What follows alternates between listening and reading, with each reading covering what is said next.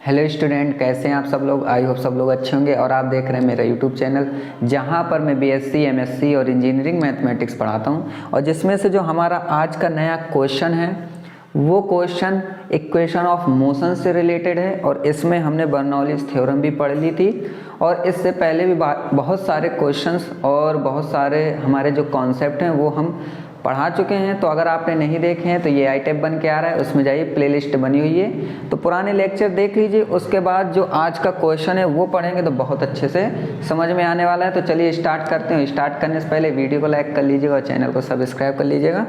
तो यहाँ पर देखिए जो क्वेश्चन है, ये क्वेश्चन मैं समझा दूं तो यहाँ पर एक कॉनिकल पाइप है और कॉनिकल पाइप से यहाँ से हमारा जो स्ट्रीम है वो फ्लो हो रहा है। और जब ये फ्लो हो रहा है तो इसकी जो वेलोसिटी है वो स्मॉल v से कैपिटल V ऐसे है कि यहाँ से जब वो एंटर करेगा तो स्मॉल v से एंटर करेगा और जब बाहर निकलेगा तो वो कैपिटल V वेलोसिटी से बाहर निकलेगा।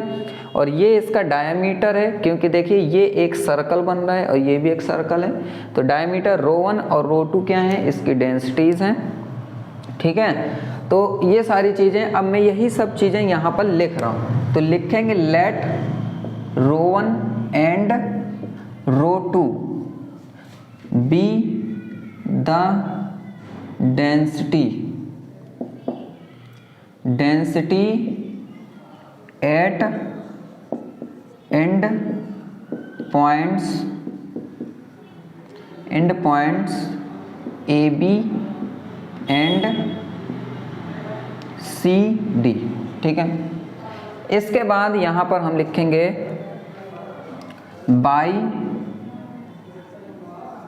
द, या फिर हम एक चीज़ और लिख सकते हैं, हाँ ठीक है, बाई द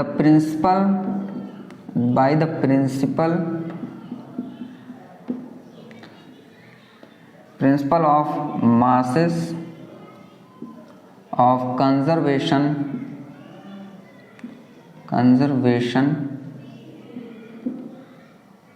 ठीक है,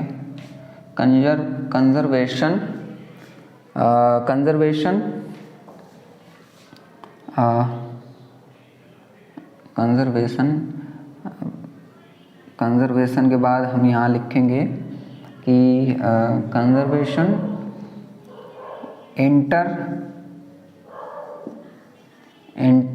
and leave are same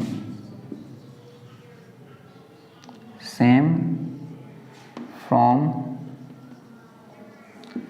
AB and CD respectively. ठीक है, रिस्पेक्टिवली। क्लियर। तो कहने का मतलब यहाँ पर यह है कि जो यहाँ से स्टीम फ्लो होगा उसका जो मास होगा वो यहाँ के मास और यहाँ के मास दोनों इक्वल होंगे। तो अगर इक्वल हैं तो हम यहाँ पर लिखेंगे क्या, तो हमें देखिए यहाँ पर एरिया चाहिए, डेंसिटी चाहिए और उसकी वेलोसिटी चाहिए, ये इक्वल होंगे। ठीक है, तो mass is equal to area क्या है हमारा AB। ठीक है, तो इसको हम लिख सकते हैं, एरिया क्या होता है, इसका एरिया हो जाएगा पाई आर स्क्वायर। तो आर स्क्वायर की जगह क्या है, D है, तो हम लिखेंगे पाई D/2 स्क्वायर। और फिर डेंसिटी हमारी ρ1। ठीक है, और वेलोसिटी क्या होगी इसकी, small v is equal to ρ2 pi capital D/2 square into v। तो मास इज इक्वल टू होता है डेंसिटी, एरिया एंड वेलोसिटी। तो डेंसिटी, एरिया और वेलोसिटी यहाँ का और डेंसिटी, एरिया और वेलोसिटी यहाँ का दोनों क्या होंगे, सेम होंगे। जब यहाँ का मास और यहाँ का मास दोनों क्या होंगे, बराबर। क्योंकि देखिए अगर जितना ये पाइप है, पाइप से जितना स्टीम यहाँ इंटर करेगा उतना ही तो बाहर निकलेगा। ठीक है, इस वजह से हमने ये लिख दिया। इसके बाद यहाँ पाई से पाई हमारा कैंसल हो जाएगा, तो हमारा ये क्या आएगा, तो ये आ जाएगा ρ1 D small D/2 square small v is equal to ρ2 फिर capital D/2 square into capital V है इसमें। ठीक है, ये जो होगा ये हमारा कैपिटल V होगा। ये हो गया। अब हम यहाँ ऊपर लिखने वाले हैं, ठीक है।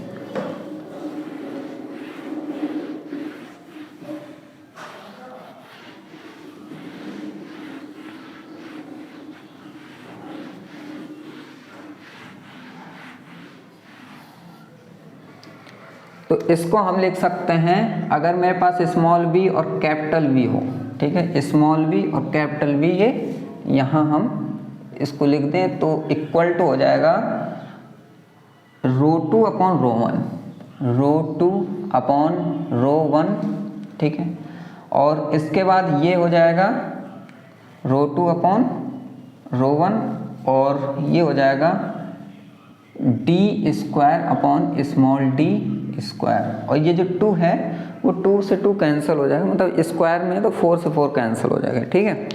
तो ये चीज़ हो गया। इसको हम मान लेंगे इक्वेशन फर्स्ट, क्लियर। इसको इक्वेशन फर्स्ट मानेंगे। इसके बाद अब यहाँ पर हम लिखने वाले हैं थोड़ा सा कि if the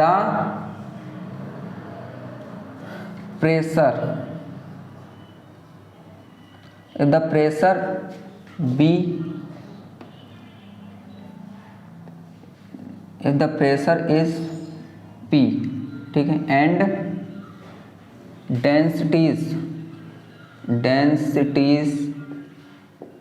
densities are ρ1 and ρ2 and ρ1 and अब यहाँ पर ρ1 एंड ρ2 एंड अब इसके बाद लिखेंगे हम यहाँ पर वेलोसिटी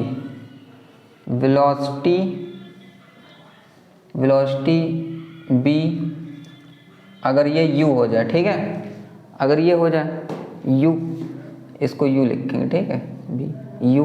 फिर इसके बाद and the distance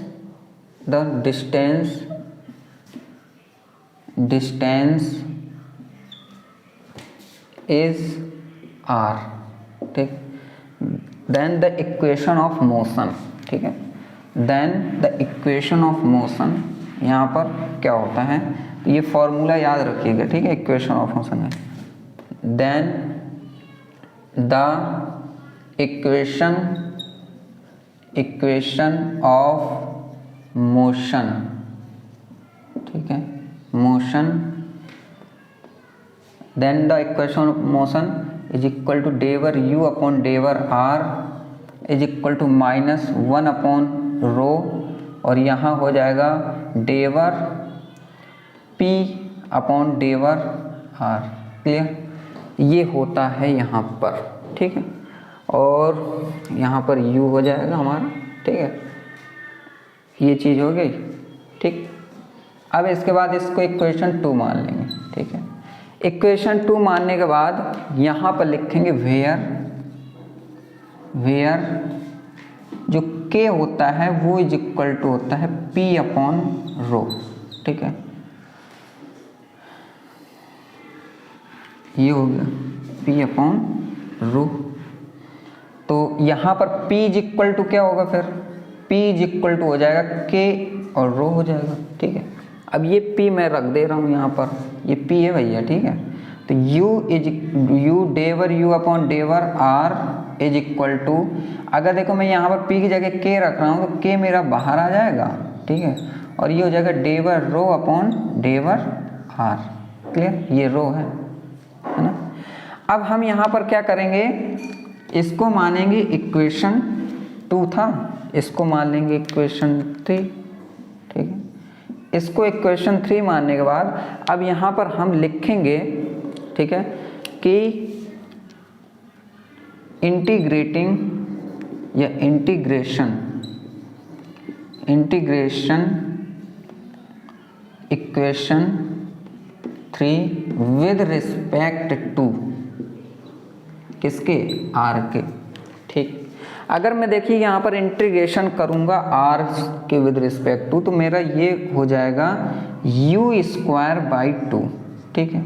is equal to ये हो जाएगा माइनस के और ये हो जाएगा लॉग रो। और फिर कांस्टेंट होता है तो कांस्टेंट मैं लिख दूंगा के लॉग C1। इसको मैं इक्वेशन बोल सकता हूँ 4। ठीक, अब मैं इस डायग्राम को मिटाना चाहूँगा इस वजह से क्योंकि इसका भी कोई काम नहीं है। ये डायग्राम आपको वहाँ पर बनाना था क्योंकि समझाने थे।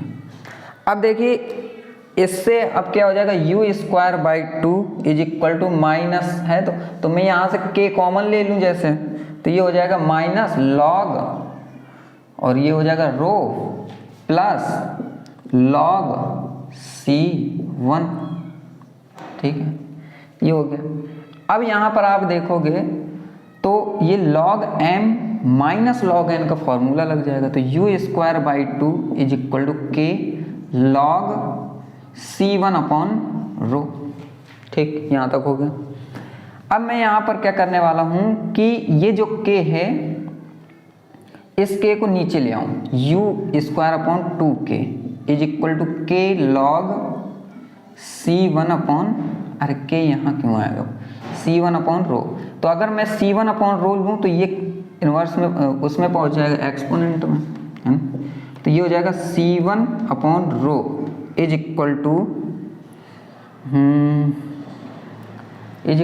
e की power u² upon 2k। Clear, यहाँ तक हो गया।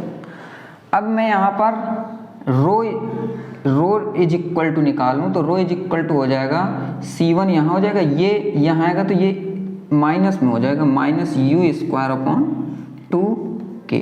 ठीक है, अब मैं इसको इक्वेशन मान लेता हूँ 5 क्योंकि अभी मैंने इसको 4 माना है, इसको 5 मान लेते हैं। यहाँ तक समझ में आ गया। अब देखेंगे तो इसको फिर से मिटाना पड़ेगा मुझे, ठीक है, और लेकिन मुझे इसमें जो इक्वेशन फर्स्ट है उसको रखना पड़ेगा। इक्वेशन फर्स्ट क्या थी मेरी, small v capital V is equal to, फिर इसके बाद था रो2 अपॉन रो1 और capital D² upon small d², यही था। ठीक है, अब देखिए इसके बाद अब हम यहाँ पे क्या करना है, रुकना एक सेकंड। ठीक है,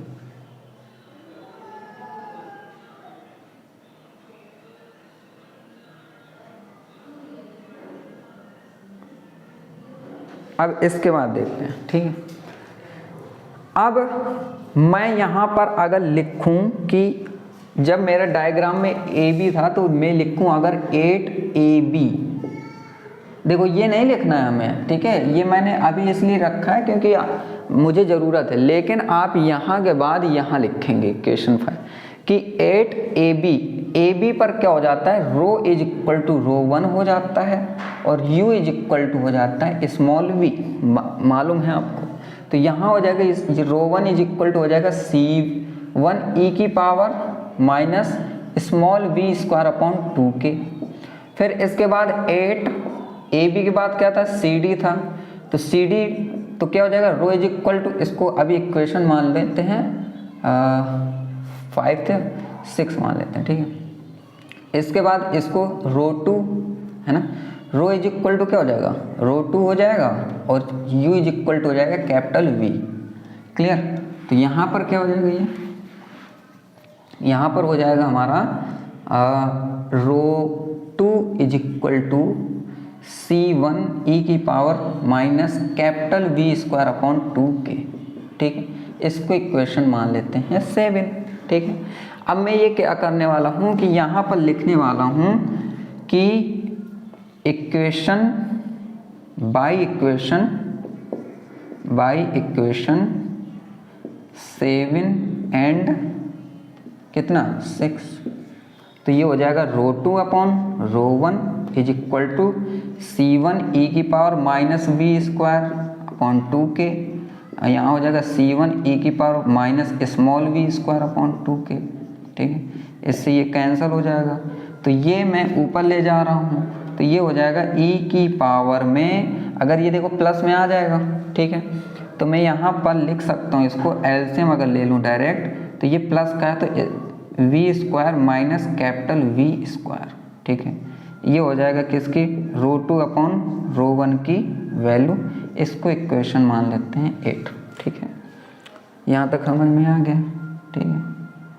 अब देखिए मैं क्या करने वाला हूँ, इस इक्वेशन 8 को मैं रखने वाला हूँ इन इक्वेशन फर्स्ट में, ठीक है।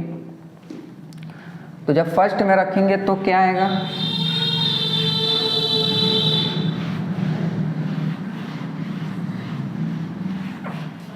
देखो तो मैं लिखूंगा इक्वेशन पुटिंग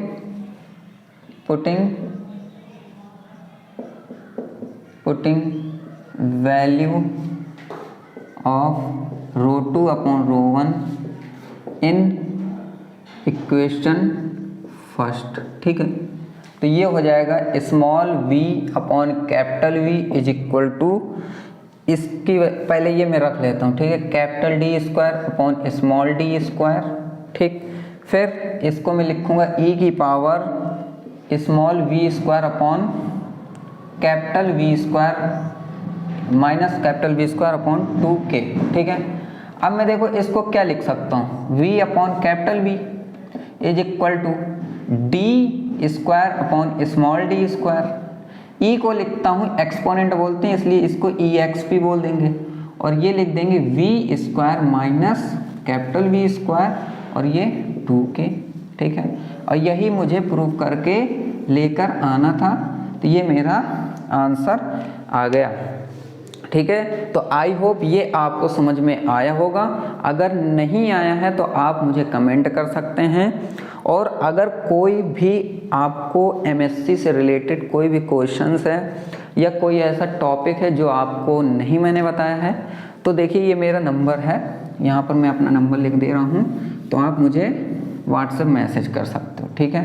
8299141035 ये मेरा नंबर है, इसमें आप व्हाट्सएप मैसेज कीजिए और बताइए कि कौन सा टॉपिक आपको पढ़ना है, तो मैं उसकी वीडियो दोबारा लेकर आऊँगा, ठीक है। तो चलिए मिलेंगे नेक्स्ट लेक्चर, तब तक के लिए खुश रहिए and thank you very much and good bye.